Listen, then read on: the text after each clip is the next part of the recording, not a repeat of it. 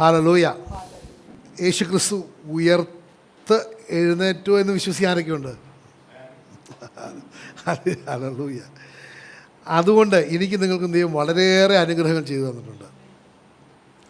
ആ ദൈവം ഞാൻ നിങ്ങളും വിശ്വസിക്കുന്ന ആ യേശു ക്രിസ്തു ഉയർത്തെഴുന്നേറ്റിൻ്റെ അടിസ്ഥാനത്തിൽ ഒരു കാര്യം ദൈവം എനിക്ക് നിങ്ങൾക്കും ചെയ്തു തന്നത് അധികാരമാണ്. എന്ന് പറഞ്ഞാൽ അധികാരം. നമ്മൾ ദൈവത്തിൻ്റെ വചനം വായിക്കുകയാണെങ്കിൽ ഉൽപ്പത്തി പുസ്തകത്തിൽ പറയുന്നുണ്ട്, ദൈവം ഈ ലോകം മുഴുവൻ സൃഷ്ടിച്ചു കഴിഞ്ഞിട്ട് ആ മനുഷ്യന് ദൈവം ആ സൃഷ്ടിയുടെ മുകളിൽ അധികാരം കൊടുത്തു. ഈ gave him dominion over his creation. അപ്പോൾ ദൈവം എന്നെ നിങ്ങളെയും സൃഷ്ടിച്ചത് ഉണ്ടായ അധികാരത്തോടു കൂടി ജീവിക്കാനാണ്. I with me. അപ്പോൾ നമ്മൾ മനസ്സിലാക്കണം, അധികാരം വേണമെന്നുണ്ടെങ്കിൽ നമുക്ക് ശക്തി വേണം, അല്ലേ? ശക്തി ഇല്ലാത്ത ഒരാൾക്ക് അധികാരം എങ്ങനെയാണ് ഉണ്ടാകുന്നത്? ചിലപ്പോൾ നമ്മൾ മനസ്സിലാക്കണം, ശക്തിയില്ലാതെ അധികാരം ഒരിക്കലും ഉണ്ടാകാൻ പറ്റില്ല. Because it is a power that backs up your authority. I with me. Hallelujah. നമുക്കറിയാം, ദൈവത്തിൻ്റെ വചനം പറയാൻ നോക്കുകയാണെങ്കിൽ ദൈവത്തിന് വളരെ യേശുവിനെ കുറിച്ച് അവർ കണ്ട് യേശുവിനെ കേട്ടപ്പോൾ ഒരു കാര്യം അവർക്ക് മനസ്സിലായി, ഈ വ്യക്തി സാധാരണ വ്യക്തിയല്ല. ഈ വ്യക്തിക്ക് ചില അസാധാരണ വിശേഷങ്ങളുണ്ടായിരുന്നു. And one of them was authority. ദൈവത്തിൻ്റെ വചനം മത്തായിയുടെ സുവിശേഷം 7-ാമത്തെ അധ്യായം 29-ാമത്തെ വചനം വായിക്കുകയാണെങ്കിൽ അവിടെ ദൈവത്തിൻ്റെ വചനം കേട്ട വ്യക്തികൾ, ചില വ്യക്തികൾ ഫരിസീയർ പറയാണ്, ഇവൻ സാധാരണ ആൾക്കാർ പഠിപ്പിക്കുന്നത് പോലെ അല്ലല്ലോ, പക്ഷെ അധികാരത്തോടു കൂടിയാണ് പഠിപ്പിക്കുന്നത്. അയ്യോ ഒന്ന് പെട്ടെന്ന് വായിക്കാമോ? മാത്യു 7:29. അവരുടെ ശാസ്ത്രിമാരെ പോലെ അല്ല, അധികാരമുള്ളവനായിട്ട് അത്രേ അവൻ അവരെ പഠിപ്പിച്ചത്. അപ്പോൾ ദൈവത്തിന് യേശുവിന് അധികാരമുണ്ടായിരുന്നത്, യേശുവിന് ശക്തി ഉണ്ടായിരുന്നു. I with me. അപ്പോൾ നമ്മൾ മനസ്സിലാക്കണം, ആ യേശു എനിക്ക് നിങ്ങൾക്കും ആ ശക്തി പകർന്നു തന്നിട്ടുണ്ട്. ആ ശക്തി എവിടെയാണ്? അത് വല്ലയിടത്തും കമ്പോളത്ത് പോയി വാങ്ങിക്കാൻ പറ്റുമോ? ഹലോ, സൂപ്പർ മാർക്കറ്റിൽ കിട്ടുമോ? ഇല്ല.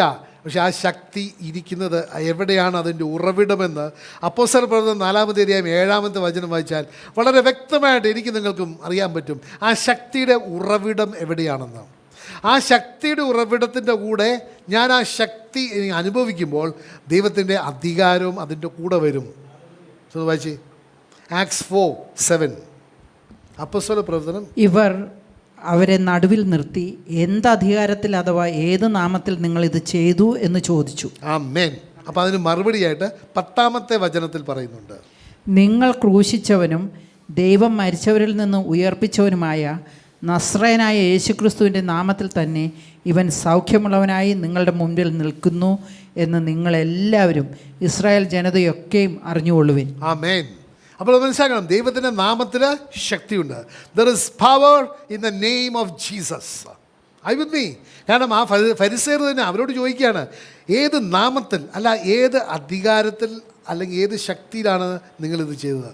എന്ത് ചെയ്തത് എല്ലാവർക്കും അറിയാമല്ലോ അല്ലേ?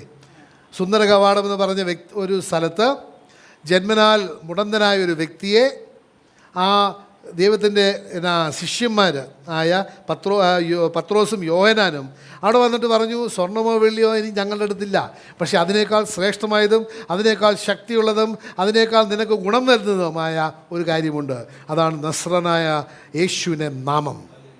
ഇന്ന് എനിക്ക് നിങ്ങൾക്കും അതേ ഉയർത്തെഴുന്നേറ്റിരിക്കുന്ന സ്വർഗത്തിൽ പിതാവിൻ്റെ വലത്ത് വരിക്കുന്ന ആ യേശുവിൻ്റെ നാമത്തിൽ എനിക്ക് നിങ്ങൾക്കും അധികാരമുണ്ട്, ശക്തിയുണ്ട്. There is A resurrection power of Jesus Christ. അതാണ് ഇന്ന് ദൈവം നിങ്ങളോട് സംസാരിക്കാൻ ആഗ്രഹിക്കുന്നത്. നമ്മൾ മനസ്സിലാക്കണം, ആ ശക്തി ദൈവത്തിൻ്റെ നാമത്തിൽ മാത്രമാണ്. കാരണം എന്താണ്? എനിക്ക് നിങ്ങൾക്ക് ആ ശക്തി, നമുക്കറിയാം ശക്തിയുണ്ട്, പക്ഷെ ഒന്നും ചെയ്യാൻ പറ്റില്ലെന്ന് പറഞ്ഞിട്ടുണ്ടെങ്കിലോ, അല്ല ശക്തിയോട് ഞാൻ ഒന്നും ചെയ്യുന്നില്ലെന്ന് പറഞ്ഞിട്ടുണ്ടെങ്കിലോ, യേശു ക്രിസ്തു ആ ശക്തി ഉപയോഗിച്ചിട്ട്, നമുക്കറിയാം ദൈവത്തിൻ്റെ ആ കുരിശ് മരണം ഒരു പരാജയമല്ല, കുരിശ് മരണം ഒരു വിജയമാണ്. I with me. അത് തന്നെ നമ്മൾ ഒരു വിശ്വാസിക്ക് ഒരു അടിസ്ഥാനകരമായ ഒരു സത്യം മനസ്സിലാക്കേണ്ടതാണ്. യേശു ക്രിസ്തുവിനെ ക്രൂശിതനാക്കിയത് എൻ്റെ നിങ്ങളുടെ ജീവന് വേണ്ടിയാണ്. I with me. ആ യേശു എനിക്ക് നിങ്ങൾക്ക് വേണ്ടി പകരക്കാരനായിട്ട് മരിച്ചപ്പോൾ അവിടെ വലിയൊരു കാര്യം സംഭവിച്ചു. എന്ന് വെച്ചാൽ യോഹന്നാൻ്റെ ലേഖനം വായിക്കുകയാണെങ്കിൽ 1 യോഹന്നാൻ 3-ാമത്തെ അധ്യായം 8-ാമത്തെ വചനം വായിക്കുകയാണെങ്കിൽ അവിടെ പറയുന്നുണ്ട്, ദൈവപുത്രൻ പ്രത്യക്ഷപ്പെട്ടത് പിശാചിൻ്റെ പ്രവൃത്തികളെ നശിപ്പിക്കാനാണ്. അവൻ നശിപ്പിച്ചോ? അവന് പിശാചിൻ്റെ പ്രവൃത്തിയെക്കൊണ്ട് പ്രശ്നമൊന്നുമില്ലായിരുന്നു, പക്ഷേ അവൻ നശിപ്പിച്ചത് എൻ്റെ നിങ്ങളുടെ വ്യക്തിപരമായ ജീവിതത്തിൽ പിശാചിൻ്റെ പ്രവൃത്തികളെ എന്നേക്കുമായിട്ട് നശിപ്പിക്കാൻ വേണ്ടിയാണ്. I with me. അപ്പോൾ എൻ്റെ നിങ്ങളുടെയും വ്യക്തിപരമായ ജീവിതത്തിൽ ഞാൻ യേശുവിനോട് കൂടെ ആ കുരിശിൽ ഞാൻ ഐക്യപ്പെടുകയാണെങ്കിൽ എനിക്ക് അതേ വിജയത്തിൽ എനിക്ക് ഉണ്ടാകും. ഹല്ലേലൂയ. അതുകൊണ്ടാണ് ദൈവത്തിൻ്റെ വചനം നമ്മളോട് പറയുന്ന, വളരെ വ്യക്തമായിട്ട് പറയുന്നൊരു കാര്യമാണ്, ആ യേശുവാണ് എനിക്ക് ശക്തി തരുന്നത്, യേശുവാണ് എന്നെ മുന്നോട്ട് കൊണ്ടുപോകുന്നത്. ദൈവത്തിൻ്റെ വചനം വളരെ വ്യക്തമായിട്ട് പറയുന്നത്, സങ്കീർത്തനം 44 3-ാമത്തെ വചനം വായിക്കുകയാണെങ്കിൽ അവിടെ ഇസ്രായേൽ ജനം എങ്ങനെയാണ് ദൈവം വാഗ്ദാനം ചെയ്ത് ആ ഭൂമിയിലേക്ക് വന്നപ്പോൾ അവിടെ വിജയത്തിൻ്റെ ഉറവിടം എവിടെയാണെന്ന് ദൈവത്തിൻ്റെ വചനം സങ്കീർത്തനം 44:3 പറയുന്നുണ്ട്. സോ ഒന്ന് പെട്ടെന്ന് വായിക്കണം. തങ്ങളുടെ വാൾ കൊണ്ടല്ല അവർ ദേശത്തെ കൈവശമാക്കിയത്. ആരുടെ പറഞ്ഞു? തങ്ങളുടെ വാൾ കൊണ്ടല്ല, സ്വന്തം ഭുജം കൊണ്ടല്ല അവർ ജയം നേടിയത്, നിന്റെ വലങ്കയും നിന്റെ ഭുജവും നിന്റെ മുഖപ്രകാശവും കൊണ്ടത്രേ നിനക്ക് അവരോട് പ്രീതി ഉണ്ടായിരുന്നുവല്ലോ. ആമേൻ. ഇന്ന് ദൈവത്തിൻ്റെ വചനം വളരെ വ്യക്തമായിട്ട് പറയുന്നത്, എൻ്റെ നിങ്ങളുടെ വ്യക്തിപരമായ ക്രിസ്ത്യ ജീവിതത്തിൽ ആ ഉയർത്തെഴുന്നേറ്റിരിക്കുന്ന ആ യേശുവിൻ്റെ ശക്തി എന്നിൽ നിങ്ങളും പകരണം. അവിടെ പറയുന്നുണ്ട്, പെട്ടെന്ന് ഇംഗ്ലീഷ് വായിക്കുകയാണ്, for they did not gain possession of the land by their own sword. അവരുടെ സ്വന്തം വാളുകൊണ്ടോ ശക്തി കൊണ്ടോ ഒന്നുമല്ല അവർക്ക് ആ ഭൂമി കൈയടക്കാൻ പറ്റിയത്. പക്ഷേ എങ്ങനെയാണ് അവിടെ പറയുന്നുണ്ട്, not did the arm save them but it was your right hand. അങ്ങയുടെ ഭുജബലത്താലാണ്, ഹല്ലേലൂയ, അങ്ങയുടെ ഞങ്ങൾ നോക്കുന്ന ദ കൗണ്ടനൻസ്, അങ്ങ് ഞങ്ങളെ കടാക്ഷിച്ചതുകൊണ്ടാണ് ഞങ്ങൾക്ക് ആ വിജയം അവിടെ കിട്ടിയത്. ദൈവത്തിൻ്റെ ഒരു ഫേവർ, സഹോദരൻ നമ്മൾ മനസ്സിലാക്കണം. ഫേവർ എന്ന് പറഞ്ഞിട്ടുണ്ടെങ്കിൽ എന്താണ്? ദൈവത്തിൻ്റെ പ്രീതി. I with me? നമ്മൾ ഓരോരുത്തരും ദൈവത്തിൻ്റെ മക്കളാണെങ്കിൽ നമ്മൾ ദൈവത്തിൻ്റെ പ്രീതിക്ക് അവകാശികളാണ്. Hello, I with me? കാരണം ദൈവത്തിൻ്റെ വചനം ദിനവൃത്താന്ത പുസ്തകത്തിൽ വളരെ വ്യക്തമായിട്ട് പറയുന്നുണ്ട്. നമുക്കറിയാം ദൈവത്തിൻ്റെ കണ്ണുകൾ എവിടെയാണ്? കണ്ണുകൾ ഈ ലോകം മുഴുവൻ നോക്കുകയാണ്. എന്താണ്? അവനെ ഇംഗ്ലീഷിൽ പറയുകയാണെങ്കിൽ, the eyes of the lord are searching all over the world to appear strong on behalf of those whose hearts are loyal to him. Hallelujah. ദൈവം, ഞാൻ പറയട്ടെ, നമ്മൾ ദൈവത്തെ സ്നേഹിക്കുകയാണെങ്കിൽ, അവൻ്റെ കൽപ്പനകൾ പാലിക്കുകയാണെങ്കിൽ നമ്മൾ ദൈവത്തിൻ്റെ മക്കളാണ്. ആ മക്കളെ ദൈവം അനുഗ്രഹിക്കാനായിട്ട് താല്പര്യപ്പെടുന്ന ദൈവമാണ്. അവൻ്റെ കണ്ണുകൾ എൻ്റെ നിങ്ങളുടെയും പ്രയാസവേളയിൽ വന്നിട്ട് നമ്മളെ എല്ലാവരെയും അനുഗ്രഹിക്കാനും നമ്മൾക്കൊരു വിടുതൽ തരാനും ഒരു വീണ്ടെടുപ്പ് തരുവാനാണ് ദൈവത്തിൻ്റെ ആഗ്രഹം. I with me? ഹല്ലേലൂയ. അപ്പോൾ അങ്ങനെ തരുമ്പോൾ ദൈവത്തിൻ്റെ ശക്തി എൻ്റെ നിങ്ങളുടെയും ജീവിതത്തിൽ വെളിപ്പെടും. അതുകൊണ്ടല്ലേ ദൈവത്തിൻ്റെ വചനം യോഹന്നാന്റെ സുവിശേഷം 40-ാമത്തെ അധ്യായം 3-ാമത്തെ വചനത്തിൽ അവിടെ ലാസറസ് മരിച്ചിരുന്ന ആ അവസ്ഥയിൽ ആ കുടുംബത്തിൽ വളരെയേറെ സങ്കടവും എല്ലാം നശിച്ചുപോയി, ഇനി നാശമേ മാത്രമേ ഉള്ളൂ എന്ന് വിചാരിച്ച് വിലപിച്ചിരുന്ന ആ സാഹചര്യത്തിൽ യേശു ആ ശിഷ്യന്മാരോട് പറയാണ്, ഈ അസുഖം മരണത്തിലേക്ക് നയിക്കുന്നതല്ല, പക്ഷേ ദൈവത്തിൻ്റെ മഹത്വം വെളിപ്പെടാനാണ്. അപ്പോൾ നമ്മൾ മനസ്സിലാക്കണം, യേശു എൻ്റെ കൂടെ ഉണ്ടെങ്കിൽ ദൈവത്തിൻ്റെ ശക്തി എൻ്റെ കൂടെയുണ്ട്. I with me? ഹലോ, എൻ്റെ നിങ്ങളുടെ കൂടെ ദൈവമുണ്ടെങ്കിൽ, നമുക്കറിയാം, എല്ലാവർക്കും അറിയാവുന്ന റോമാർക്ക് ലേഖനം 8-ാമത്തെ 31-ാമത്തെ വചനം പറയുന്നുണ്ട്, ദൈവം നമ്മുടെ പക്ഷേയെങ്കിൽ ആര് നമ്മുടെ എതിരെ വരും? അത് വിശ്വസി എത്ര പേരുണ്ട്? ഹല്ലേലൂയ. അതുകൊണ്ട് നമ്മൾ മനസ്സിലാക്കണം, ദൈവത്തിൻ്റെ വചനം എൻ്റെ കൂടെ ഉണ്ടെങ്കിൽ എനിക്ക് വിജയം മാത്രമേ കിട്ടുകയുള്ളൂ. അതിനൊരു ഉദാഹരണമായിട്ട് വളരെ വ്യക്തമായിട്ട് പറയുന്നുണ്ട് ജോഷുവ പ്രവാചകന്റെ പുസ്തകം 1-ാമത്തെ അധ്യായം 3-ാമത്തെ വചനത്തിൽ പറയുന്നുണ്ട്, കാൽമതിക്കും ദേശമെല്ലാം കർത്തക്ക് സ്വന്തമാകും. നിൻ്റെ കാല് എവിടെ പോയി വിടുന്നുവോ അത് ദൈവത്തിന് വേണ്ടി അത് സ്വന്തമാക്കാം. ഹലോ, ഇന്ന് നമ്മൾ സ്ഥലം കീഴടക്കാനല്ല പോകുന്നത്. നിൻ്റെ കാൽ മതിക്കുന്ന ഏത് ദേശത്തും ദൈവം നിൻ്റെ കൂടെ, ദൈവത്തിൻ്റെ വചനം നിൻ്റെ കൂടെ ഉണ്ടെങ്കിൽ നീ എവിടെ പോകുന്നുണ്ടോ അവിടെ നീ അത് സ്വന്തമാക്കും. I with me? ദൈവം എനിക്ക് നിങ്ങൾക്കും വാഗ്ദാനം ചെയ്ത അനുഗ്രഹങ്ങൾ നീ സ്വന്തമാക്കും. കാൽ മതിക്കും ദേശമെല്ലാം കർത്തർക്ക് സ്വന്തമാകും. അത് ഇന്ന് ആ കാൽ മതിക്കുമ്പോൾ ജോഷുവയുടെ കൂടെ ദൈവം എന്തുമാത്രം ഉണ്ടായിരുന്നുവോ അതുപോലെ എൻ്റെ നിങ്ങളുടെയും കൂടെ ദൈവത്തിൻ്റെ വചനമുണ്ടെങ്കിൽ ഞാൻ എവിടെ പോകുന്നുവോ അവിടെ ദൈവം എനിക്ക് വിജയം മാത്രമേ തരികയുള്ളൂ. I with me? That is a resurrection power. ഉയർപ്പിൻ്റെ ശക്തിയാണ്. പെട്ടെന്ന് വായിക്കുക ജോഷുവ 1:3. ഞാൻ മോശയോട് കൽപ്പിച്ചതുപോലെ നിങ്ങളുടെ ഉള്ളങ്കാൽ ചവിട്ടുന്ന സ്ഥലമൊക്കെയും നിങ്ങൾക്ക് നൽകിയിരിക്കുന്നു. ഹല്ലേലൂയ. സഹോദരി, ഞാനൊരു കാര്യം പറയട്ടെ, നിങ്ങൾ എവിടെയെങ്കിലും ദൈവത്തിൻ്റെ വചനത്തോടുകൂടി മുന്നോട്ട് പോകുക, അവിടെ നിങ്ങൾക്ക് വിജയം കാണും. കാരണം ദൈവം വാഗ്ദാനം ചെയ്തതാണ്, നീ എവിടെ എൻ്റെ വചനത്തോടു കൂടി നീ പോകുന്നുവോ അവിടെ നീ അത് സ്വന്തമാക്കും. ഹല്ലേലൂയ. അതുകൊണ്ട് നമ്മൾ മനസ്സിലാക്കണം, ഒരു നോക്കുകയാണെങ്കിൽ നമ്മളുടെ ആ അധികാരം എന്തിനാ? പല വ്യക്തികൾ നോക്കുന്ന അധികാരവും അല്ലെങ്കിൽ ശക്തി ദൈവം തന്നിരിക്കുന്നത് എനിക്ക് സ്വന്തമായിട്ട് എന്തെങ്കിലുമൊക്കെ സമ്പത്ത് നേടാനോ അല്ല. അതിനേറെ വിലപിടിപ്പുള്ള കാര്യങ്ങളുണ്ട്. അയുദ്മി പലപ്പോഴും നമ്മൾ ജഡികമായിട്ട് ചിന്തിക്കുന്നത്, നമ്മളുടെ എന്നാ പറയുന്നത്, ദൈവത്തിൻ്റെ അനുഗ്രഹങ്ങളൊക്കെ നമ്മൾ അളക്കുന്നത് ജഡികമായിട്ടാണ്.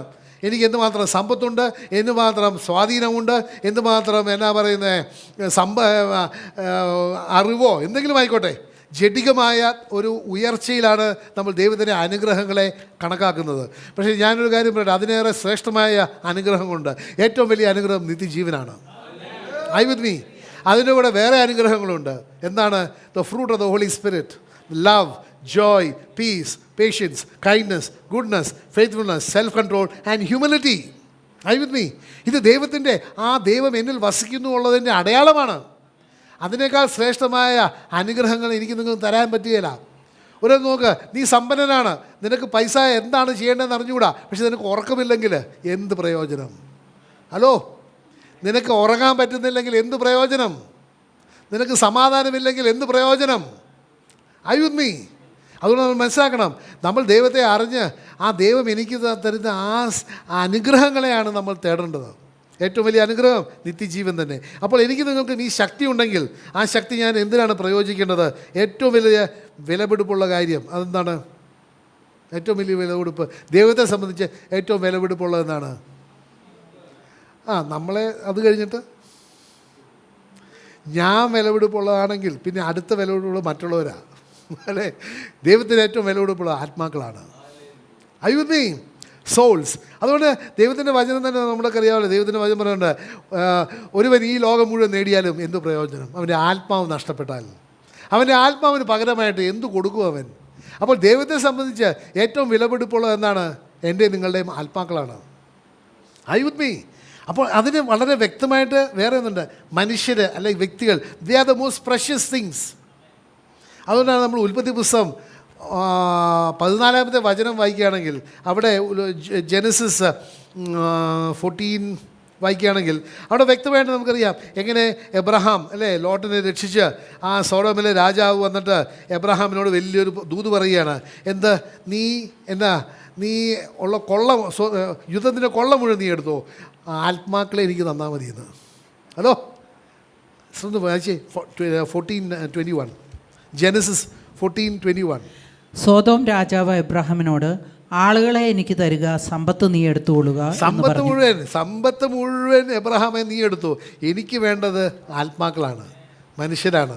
അപ്പോൾ മനസ്സിലാക്കണം, ഏറ്റവും വിലപിടിപ്പുള്ളത് ആത്മാവാണ്.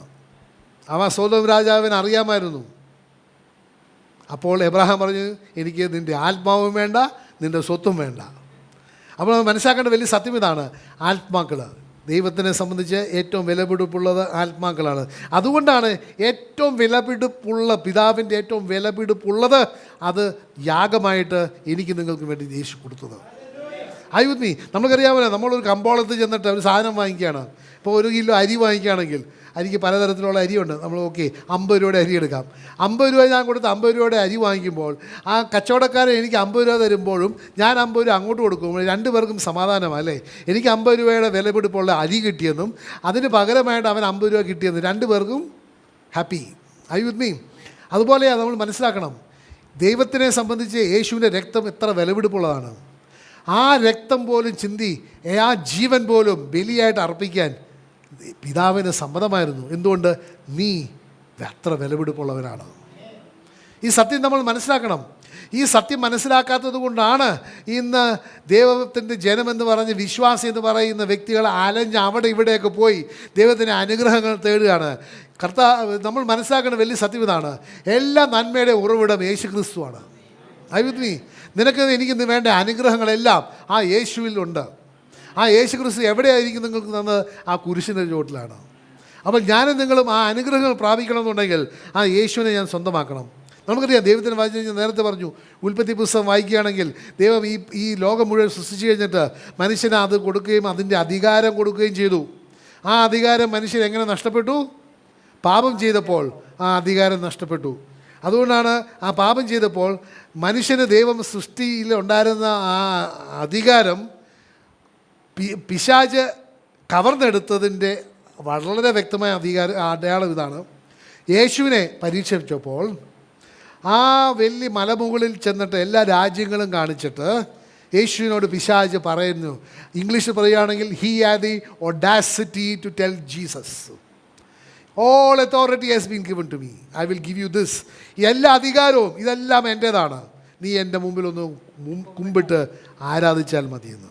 കാരണം എന്താണ്? ആദാം ആ അധികാരം അവന് കൊടുത്തു. I with me?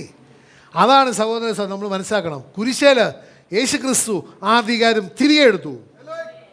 I with me?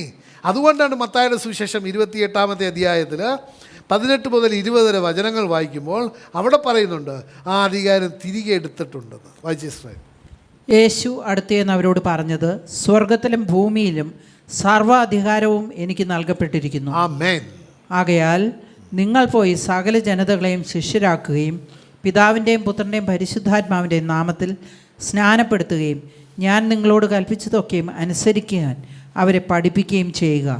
ഞാനോ ലോകാവസാനത്തോളം എല്ലാ നാളും നിങ്ങളോട് കൂടെ ഉണ്ട് എന്ന് അരുളി ചെയ്തു. ആമേൻ. അപ്പോൾ മനസ്സിലാക്കണം, all authority in heaven on earth is being given to me എന്ന് പറഞ്ഞിട്ട് ഗോ യീ ദെയർഫോർ എന്ന് പറയുമ്പോൾ നമ്മൾ മനസ്സിലാക്കേണ്ട സത്യം ഇതാണ്, I give you that authority and therefore you go. I with me? ഞാൻ അധികാരം നിങ്ങൾക്ക് തരികയാണ്, എന്നിട്ട് നിങ്ങൾ പോയി ലോകമെമ്പാടും പോയി സുവിശേഷം പ്രസംഗിക്കുക. ഒരു തരത്തിൽ നോക്കുകയാണെങ്കിൽ നമുക്ക് ഈ അധികാരം കിട്ടിയിട്ടുണ്ട്, ഈ ശക്തി കിട്ടിയിട്ടുണ്ട്, വെറുതെ വീട്ടിൽ പൂട്ടിയിടാനാണോ? ഹലോ, അത് ഉപയോഗിക്കണം. You must exercise the kingdom authority. സ്വർഗീയ രാജ്യങ്ങളിലെ ഇടങ്ങളിലുള്ള എല്ലാ അധികാരവും ദൈവം എനിക്ക് തന്നിട്ടുണ്ടെങ്കിൽ നമ്മളത് ഉപയോഗിക്കണം. ഞാൻ വിചാരിക്കുകയാണ് ഇന്ന് വെറുതെ ഇങ്ങനെ ചിന്തിച്ചപ്പോൾ, നമുക്കറിയാം യോഹന്നാൻ സുവിശേഷം 10-ാമത്തെ അധ്യായം 10-ാമത്തെ വചനം എന്താ പറയുന്നത്? അവൻ വന്നിരിക്കുന്നത് കക്കുവാനും കൊല്ലുവാനും നശിപ്പിക്കുവാനും വേണ്ടിയാണ്. അത് മതി, അവിടെ ഫുൾ സ്റ്റോപ്പ് ഇട്ടു, ബാക്കിയൊക്കെ നമുക്ക് നല്ലതാണ്. അവൻ വന്നിരിക്കുന്നത് എനിക്ക് പ്രതികൂലമായിട്ടുള്ളത് എന്താ? അവൻ വന്നിരിക്കുന്നത് കക്കാൻ, കൊല്ലാൻ, നശിപ്പിക്കാൻ. ഇന്ന് ഒരു വിശ്വാസിക്ക് ദൈവം അധികാരം തന്നിട്ടുണ്ട്, അത് നേരെ തിരിച്ചിട്ട് അവൻ്റെ ഉള്ളതൊക്കെ നശിപ്പിക്കാനും അവനെ കൊല്ലുവാനും അവനിൽ നിന്നുള്ളതൊക്കെ കട്ടെടുക്കാൻ, അവൻ കട്ടെടുത്തൊക്കെ തിരികെ എടുക്കാനായിട്ടോ ഉള്ള അധികാരം ദൈവം തന്നിട്ടുണ്ട്. ഹലോ, എല്ലാവരും ഇങ്ങനെ ഇരിക്കുന്നത് I with me? He has given you authority to reverse what he is doing in your life. Are you with me? He is come to steal, to kill and to destroy. Steel എന്താണ്? എൻ്റെ സ്വന്തമായത് അവൻ എന്നെ കട്ടെടുത്തു. ഇന്ന് നീ അധികാരം എടുത്തിട്ട് അവൻ കട്ടെടുത്ത് തിരികെ എടുക്കണം. I with me? അവൻ കൊന്നിട്ടുണ്ടെങ്കിൽ ആ കൊന്നതല്ല, അവിടെ ജീവൻ തരണം. പിന്നെ അവൻ നശിപ്പിക്കാൻ വന്നിട്ടുണ്ടെങ്കിൽ അവിടെ നാശം എന്നല്ല, അവിടെ ഒരു there must be a creation, there must be a restoration. I with me?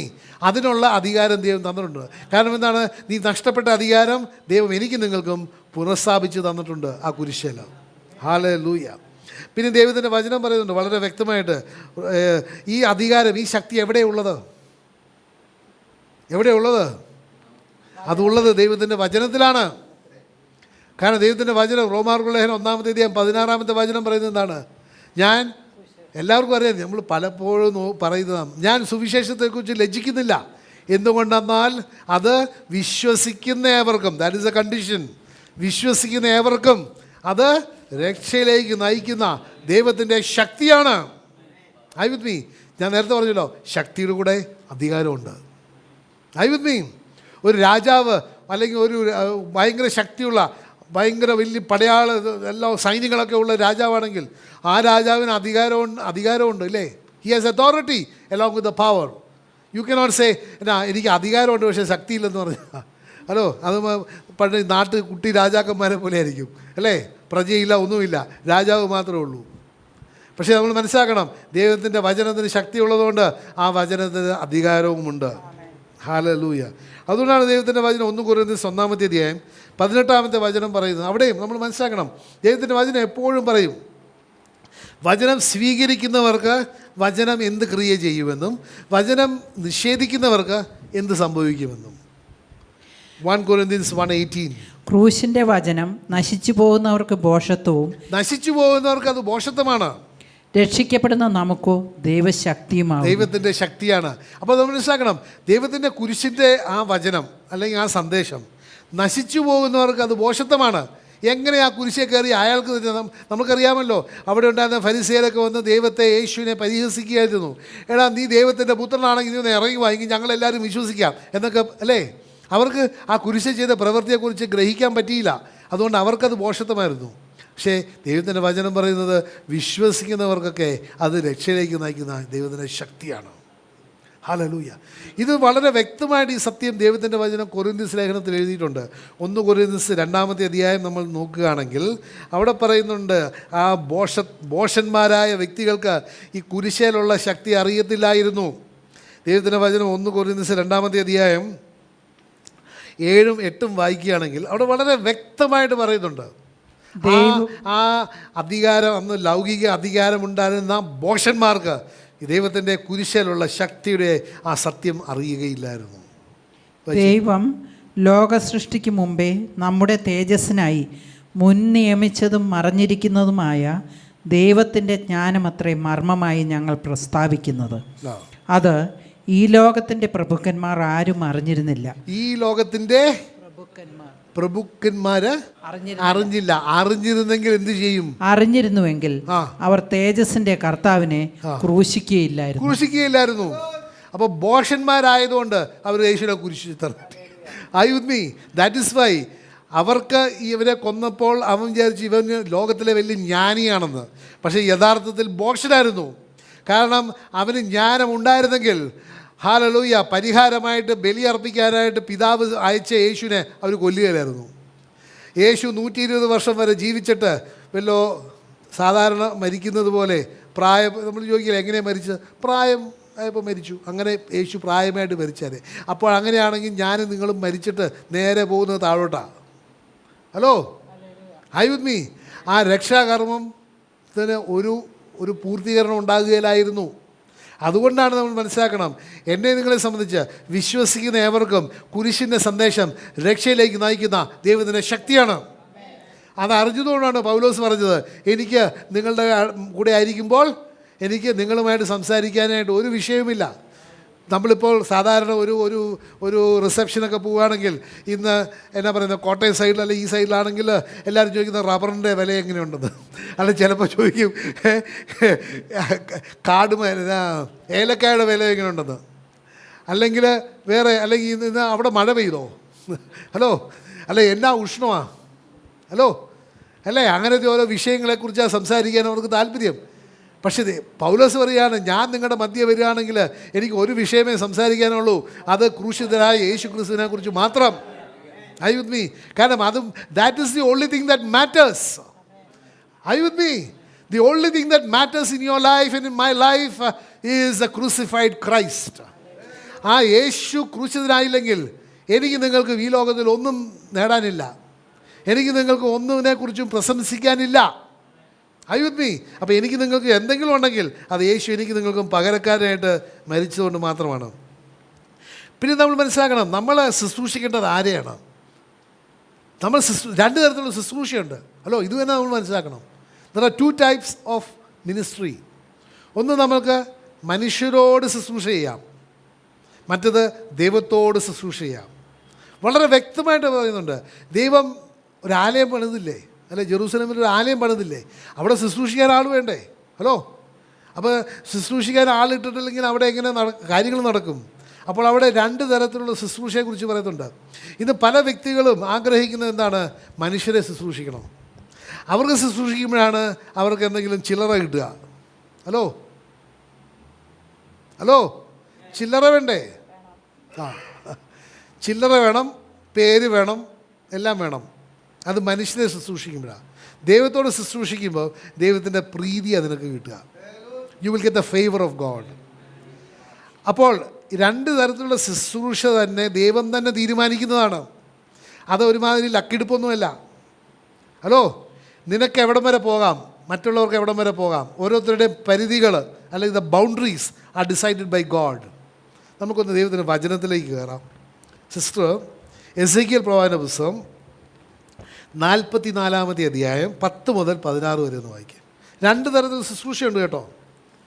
Just understand that there is a ministry to God and a ministry to man. എസേക്കിയേൽ 44 10 മുതൽ 16. അതുകൊണ്ടാണ് പത്രോസും യോഹനാനും അവിടെ ചെന്നപ്പോൾ ഒരു തരത്തിലുള്ള നേട്ടമുണ്ട്, വെള്ളിയും സ്വർണവും. ഹലോ, വെള്ളി സ്വർണം കിട്ടണമെന്നുണ്ടെങ്കിൽ മനുഷ്യനെ ശുശ്രൂഷിക്കണം, എങ്കിലേ വെള്ളി സ്വർണം കിട്ടുകയുള്ളൂ. പക്ഷേ അധികാരം വേണമെന്നുണ്ടെങ്കിൽ ദൈവത്തിന് ശുശ്രൂഷിക്കണം. വായിച്ചേ. ഇസ്രായേൽ വഴിതെറ്റിപ്പോയ കാലത്ത്, ശ്രദ്ധിച്ച് കേൾക്കാം കേട്ടോ. ഇസ്രായേൽ വഴിതെറ്റിപ്പോയ കാലത്ത് എന്നെ വിട്ടകന്നു പോയവരും എന്നെ ഉപേക്ഷിച്ച് വിഗ്രഹങ്ങളുടെ പിന്നാലെ പോയവരുമായ ലേവ്യർ തന്നെ തങ്ങളുടെ അകൃത്യം വഹിക്കണം. ലേവ്യർ എന്ന് പറഞ്ഞാൽ എന്താണ്? പൗരോഹിത്യ ഒരു ഗോത്രമാണ്, അല്ലേ? ദൈവത്തെ ശുശ്രൂഷ ചെയ്യേണ്ടവരാണ്.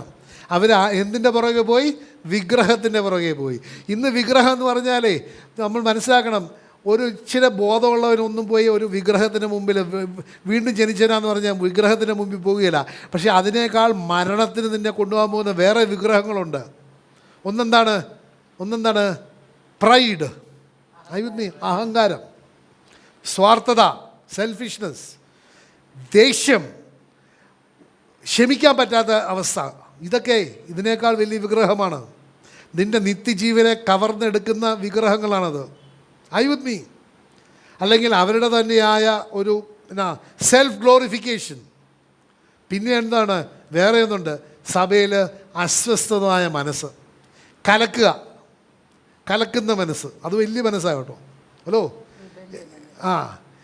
നമ്മൾ പറയുകയല്ലേ, നമ്മുടെ അവിടെയൊക്കെ ഈ കലക്കിയിട്ടാണ് മീൻ പിടിക്കുന്നത്, അല്ലേ? അല്ലെങ്കിൽ നഞ്ചിട്ടിട്ട്, അല്ലേ, കോപ്പർ സൾഫേറ്റ് ഇട്ടിട്ട് മീൻ പിടിക്കും. കലക്കി മീൻ പിടിക്കുക, കലക്കുന്ന വ്യക്തികൾ. ഇതിനൊക്കെ ഏറ്റവും വലിയ വിഗ്രഹമാണ്. You must understand that.